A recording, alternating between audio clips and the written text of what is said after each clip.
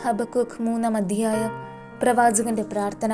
ഹബക്കുക്ക് പ്രവാചകൻ വിലാപരാഗത്തിൽ രചിച്ച പ്രാർത്ഥനാ ഗീതം.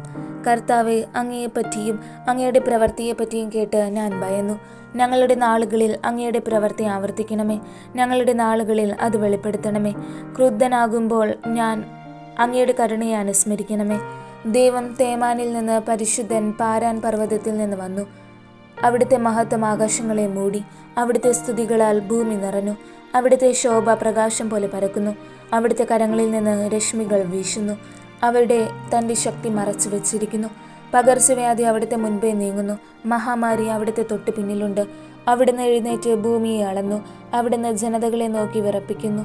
അപ്പോൾ നിത്യപർവ്വതങ്ങൾ ചിതറിപ്പോയി, ശാശ്വതഗിരികൾ മുങ്ങിപ്പോയി. അവിടുത്തെ മാർഗങ്ങൾ പണ്ടത്തേതുപോലെ തന്നെ. കുശാന്റെ കൂടാരങ്ങൾ ദുരിതത്തിലാഴുന്നത് ഞാൻ കണ്ടു. മിതിയാൻ ദേശത്തിൻ്റെ തിരശീലകൾ വിറയ്ക്കുന്നു. കർത്താവേ, നദികൾക്കെതിരെയാണോ അവിടുത്തെ ക്രോധം? അങ്ങ് കുതിരപ്പുറത്തും വിജയരഥങ്ങളിലും സവാരി ചെയ്തപ്പോൾ അങ്ങയുടെ കോപം നദികൾക്കെതിരെയും അങ്ങയുടെ രോഷം സമുദ്രത്തിന് നേരെയുമായിരുന്നുവോ?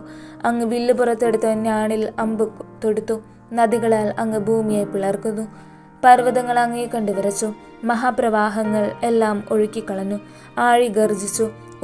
ഉയരത്തിലേക്ക് അതിൻ്റെ കൈകൾ ഉയർത്തി. അങ്ങയുടെ ചീറിപ്പായ നസ്ത്രങ്ങളുടെ പ്രകാശത്തിലും അങ്ങയുടെ തിളങ്ങുന്ന കുന്തത്തിൻ്റെ മിന്നലിലും സൂര്യനും ചന്ദ്രനും തങ്ങളുടെ സ്ഥാനത്ത് നിശ്ചലമായി. അങ്ങ് ക്രോധത്തോടെ ഭൂമിയെ ചവിട്ടി, കോപത്തോടെ ജനതകളെ മെതിച്ചു.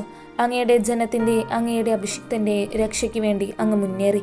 അങ്ങ് ദുഷ്ടൻ്റെ ഭവനം തകർത്തു, അതിൻ്റെ അടിത്തറ വരെ അനാവൃതമാക്കി.